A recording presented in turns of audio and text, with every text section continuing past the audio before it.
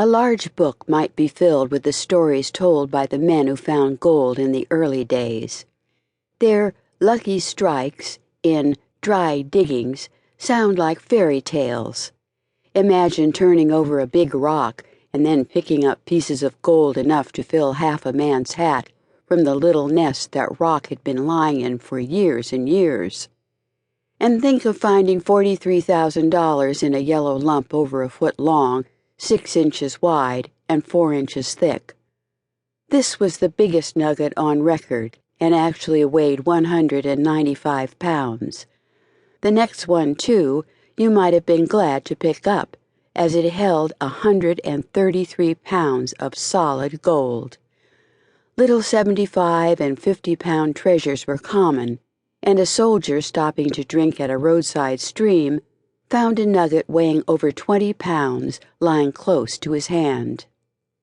It paid to get up early those days. Also, for a man in Sonora, while taking his morning walk, struck his foot against a large stone, and forgot the pain when he saw the stone was nearly all gold.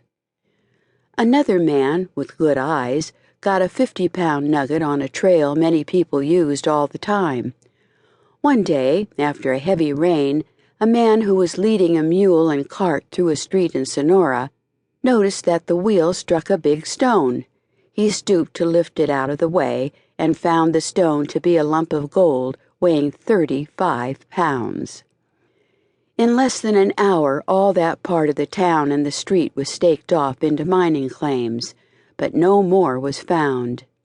One of the largest of these nuggets was found by 3 or 4 men who took it to San Francisco and the eastern states and exhibited it for money.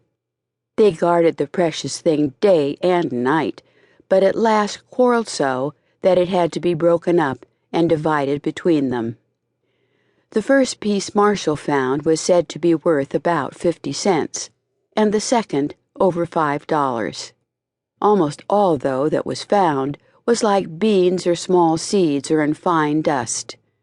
No one tried to weigh or measure such gold more correctly than to call a pinch between the finger and thumb $1 worth, while a teaspoonful was an ounce or $16 worth. A wineglass full meant $100, and a tumbler full 1,000. Miners carried their dust in a buckskin bag, and this was put on the counter, and the storekeeper took out what he thought enough to pay for the things the miner bought. A large thumb to take a large pinch of the gold dust meant a good many extra dollars to the storekeeper in 48 and 49. Yet nearly everyone was honest, and the gold might be left in an open tent untouched, for there was plenty more to be had for the picking up. Those who would rather steal than work were driven out of camp. Some of the sandbars, or banks of gravel and earth washed down by the Yuba River, were so rich that the men could pick out a tin cupful of gold day after day for weeks. One place was called Tin Cup Bar for this reason. Spanish Bar, on the American River, yielded $1 million worth of dust, and at Ford's Bar, a miner named Ford took out $700 a day for 3 weeks. At Rich Bar, on the Feather River, a pan full of earth gave $1,500. Yet the miners were seldom satisfied, but were always prospecting for richer claims. A man would shoulder his roll of blankets, his pick and shovel, with a few cooking things, and start off hoping to find some rich nugget, leaving a fairly good claim untouched.